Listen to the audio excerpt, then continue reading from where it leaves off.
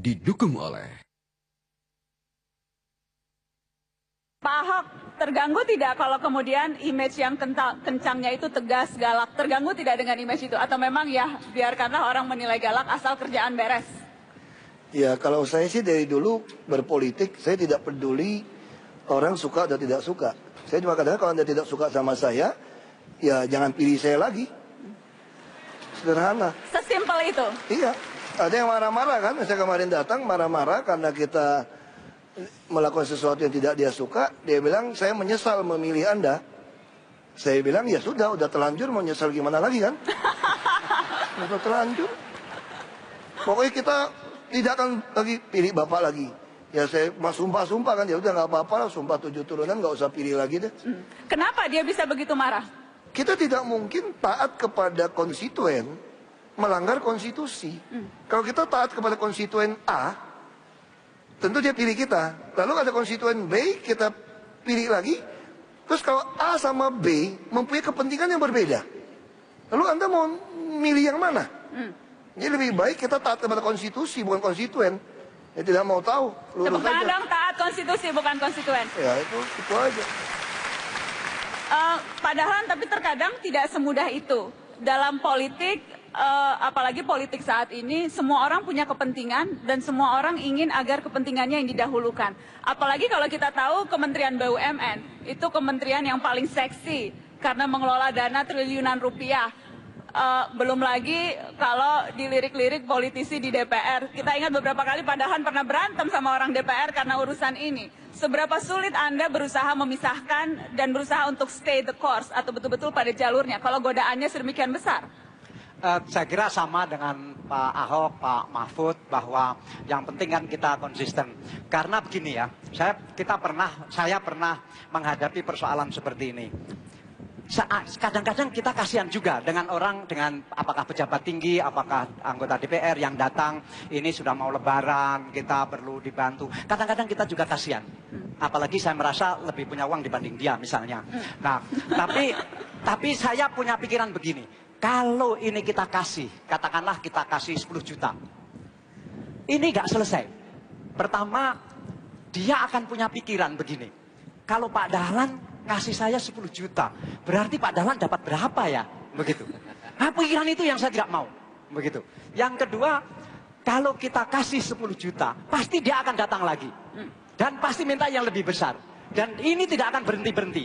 Jadi kepada pejabat yang sering terima godaan seperti itu, sering terima tekanan seperti itu, sudahlah percaya bahwa dia tidak akan memudahkan kita ketika kita kena masalah.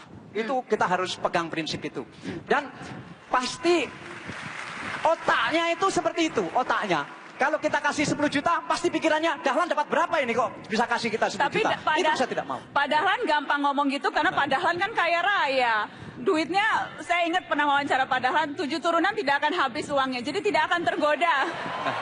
Enggak juga. Tidak akan tergoda materi, sudah kaya raya Dahlan Iskan. Kalau yang lain yang gajinya pas-pasan ya tergoda. Saya kira Pak Mahfud sudah membuktikan juga bahwa yang penting itu prinsipnya sendiri. Karena itu tidak akan habis-habisnya. Kita sekarang mau kasih kesempatan untuk adik-adik bertanya.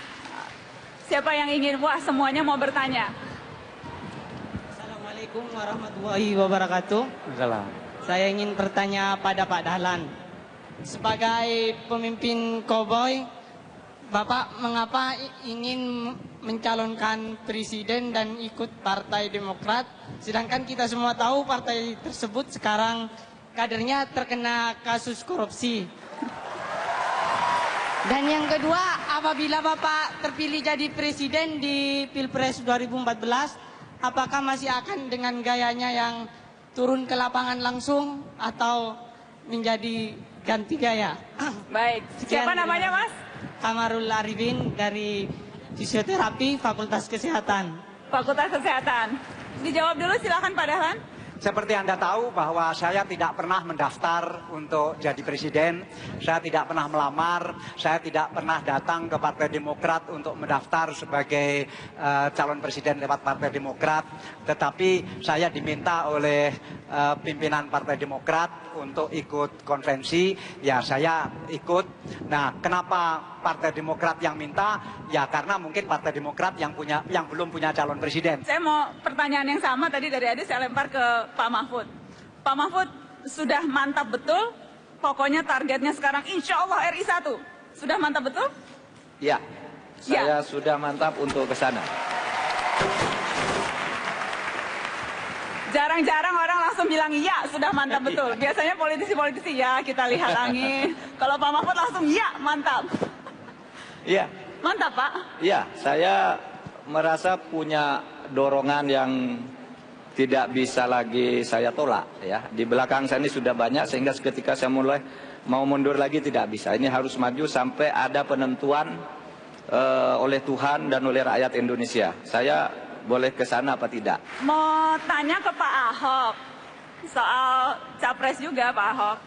Yang jelas kan kita tahu nih, dua bos Pak Ahok kemungkinan jadi capres. Bos di DKI kalau Jokowi, bos di partai Prabowo. Nah, Pak Ahok nih nanti kira-kira ikut bos yang mana ya? Ada dua bos soalnya. Kan kata komentator, itu dua bos itu baru capres wacana. Kalau kita sebagai politisi, kalau kata almarhum Pak Taufik Kemas, kalau politisi tidak berani mimpi berkantor di Istana Presiden, bukan politisi. Ahok punya mimpi itu nggak? Makanya saya bilang, jangan jadi gubernur, jadi presiden aja saya siap kalau dia mau nyalon. Jadi ini sekaligus mau deklarasi mau nyaingin Pak Dahlan dan Pak Mahfud. Ahok pun siap. Tidak berani, ini beda angkatan. Ini beda angkatan. Jadi Kita target beda angkatan. Jadi minimal targetnya Berani sama siap sama wacana itu semua beda. Nah, Ahok yang mana nih? Tergantung nasib kata Pak. Tergantung nasib. Yang penting pencitraan itu bukan karena kebohongan dibuat-buat. Itu menurut saya tidak apa-apa. Semua harus melakukan pencitraan.